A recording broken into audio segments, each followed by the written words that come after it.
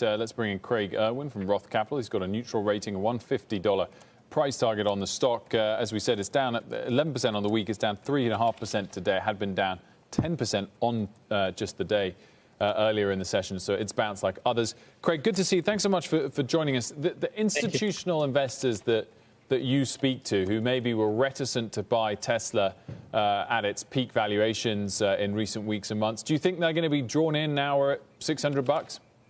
So a lot of the institutions that were not involved do share my view that it was egregiously overvalued. It's only off by a third. My $150 price target is where I would be an aggressive buyer of the stock. There are probably people that would start higher than that, quite a bit higher.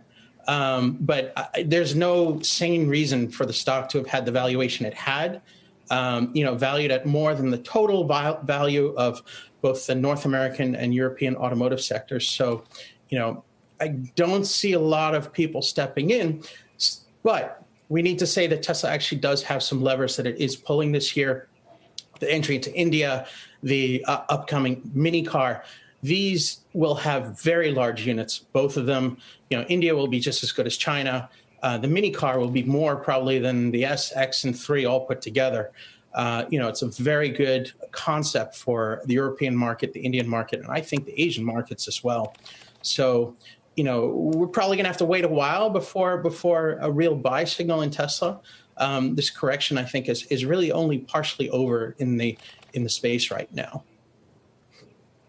I mean, it's easier, Craig, to say that it's crazily overvalued when it's falling, but for a long time it was just going one way up, and no matter what. And we're still a long way from your price target of $150 at $600 per share, which raises the question of what moves Tesla on a given day. Is it Bitcoin now? Is it interest rates? What do you think is actually driving this valuation?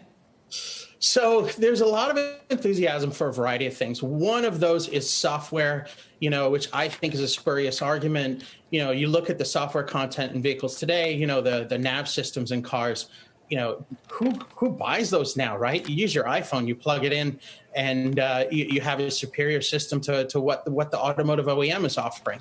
So, then you've got robo-taxis and autonomous and all these other things. People like to daydream about this. So there are some fairly aggressive technology investors that bid in and definitely aggressively buy the stock when it's going up. But those same investors are equally as aggressive on their way out. And then retail just adds fuel to the fire, right? Retail tends to drive, a lot more momentum in the space. And then the fear of missing out plays such a big role. So we've been pretty consistent saying that, it's overvalued. When something sort of gets a value of more than the total sector and only does 500,000 units versus what I think the 45 for North America and Europe combined, million units versus 500,000 units. That's absurd. Craig, final question. With 150 price target, the bearishness that you hold, why haven't you got a sell rating? Why have you got a neutral rating?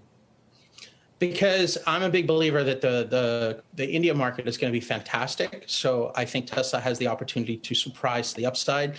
And, I believe I'm the one that broke the news of the mini car, last year. The mini car is going to be a big, big deal. So the units are going to be fantastic. They're going to execute.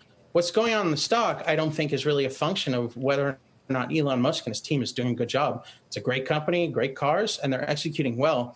I think this is really driven by external factors as far as sort of the bond vigilantes jumping in the market and doing what they do to the equities. And then, the sector overall is one of the highest beta sectors of the market, fueled by retail. So we have negative beta on the way down. And that's really what's playing out here. Shepard Smith here. Thanks for watching CNBC on YouTube.